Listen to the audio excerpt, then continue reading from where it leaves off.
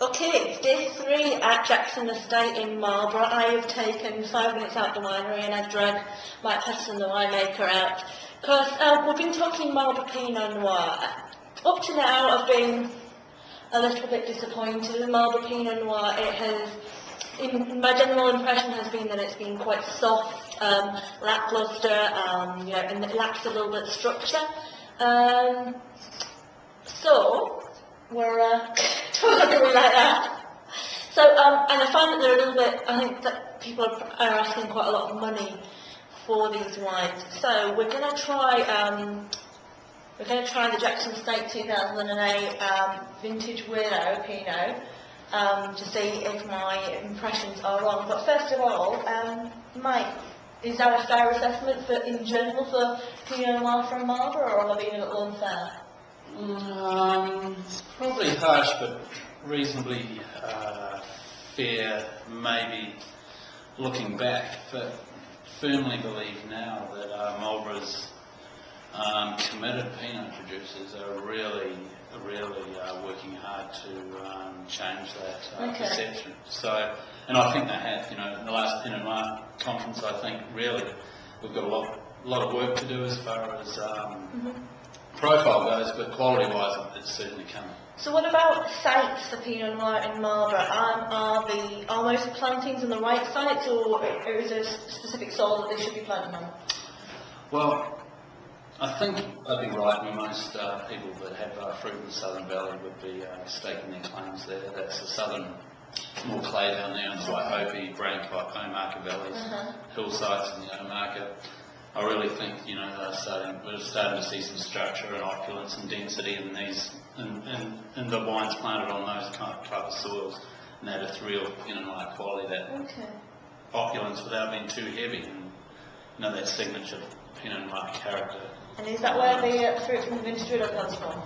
Yeah, we've got a couple of little sites in the lee of the Delta Hill, and again, it wasn't until we found those sites that we could do justice to making, aspire to make great Pinot. So, and that's what we want to do. We don't want to make a lovely red wine. It's all about the Pinot. It's a bit tragic, but it's true. Right, well, we'll have a little degustation. Not tried this before, so I had the 07 at lunch. It's really hard. You're really working me, aren't you? Okay. Yeah. So I'm kind of looking at the wine and thinking, you don't buy or filter these wines. No, we don't, but that's due to the site, really. We don't go out to say it. It's not a prophecy that we want to do, it's just that we haven't had to. If you get a chance not to, I suppose you do, and, they're dry. We pick them at low, sort of, good physiological ripeness at low Brix levels, so complete fermentations, natural malos, and then into bottle as natural as possible. And, that's a site-driven attribute. Simple things deliver, at the other end, so. Yeah, just lucky. Okay. So, let's have a taste then.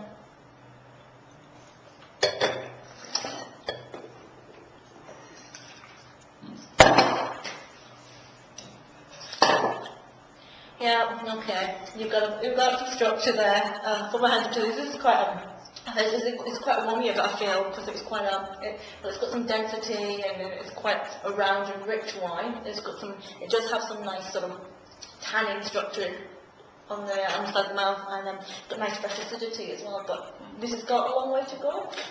I hope so, yeah. I think we underestimate the longevity that's ahead of these wines in bottle. We've only been bottling and making Pinot Noir seriously at Jackson Estate for 4 or 5 years, so, potentially, yeah, I think so. I think we grossly underestimate maybe over 10 years at least on this bottle. So how comes you've got structure in your Pinot? Yeah, I've tasted too many Glar wines. Well, as I said at the start, I think it is all about site. Once you put the right things on the right site, you start to deliver in the bottle. And it isn't cliche. It is all about site. And especially with variety like Pinot, and it holds no prisoners. It cuts no corners. So. What about in the winery? Is there anything you're doing to kind of? Really, we're just getting it through the front door with as little intervention as possible, using as much whole berry fermentation as we can, and minimal extraction really, and just tasting every day, making sure we're doing the simple things right. So yeah, it's certainly hasn't been rocket science. It's actually been, the hard work is certainly, we have to do a bad job in here once we get good fruit. Well, so far anyway. Well, we should probably be getting back into the winery rather than drinking the fruits of our labour. I do have my beautiful wellies on, so I will go and probably go and clean some more bins. Yep, absolutely. Okay, let's do See you it. See you next time. Bye.